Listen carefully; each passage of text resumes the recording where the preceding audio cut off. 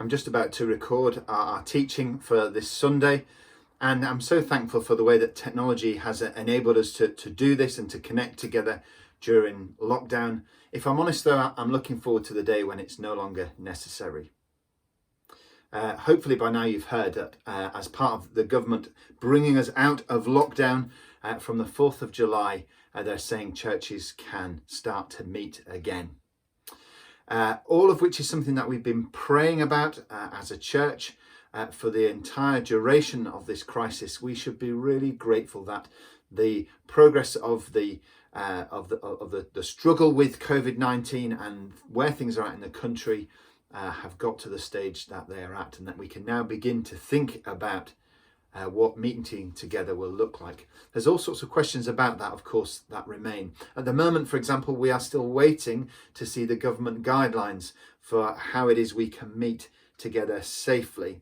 We don't know what they'll say, but it's likely that there will be lots of restrictions. Likely there'll be no singing allowed for a while at first. There'll need to be social distancing, so that will limit the numbers that we can fit into the building.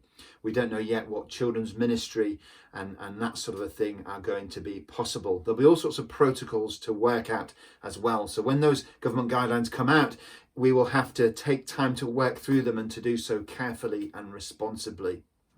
It's also true that as a church family, we'll land in all sorts of different places. Some of us won't be able to or won't feel able to join in meeting together again in person for some time because of shielding or because of continued anxiety about meeting up with people in person. So it's likely that we'll need to carry on making online provision alongside whatever we're doing to meet together.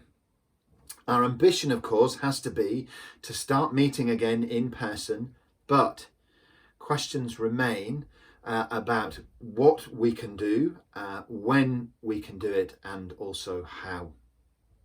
It's clear, in other words, that it's going to take some time to figure that out.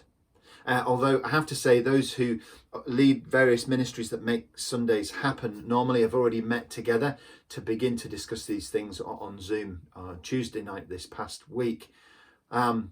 We would ask you, please, for your patience and also especially for your prayers during this time. We'll try to keep everyone up to date with where the thinking is at, and there'll be ways, I think, for everyone to get involved in the discussions around this as well in various ways as things progress. Whatever the complexities of this, let's be confident that God is with us, that he wants us to be able to meet again, that he is sovereign over the details of how that will work out and when, and we can rely on him through this, just as we've had to rely on him through this crisis so far.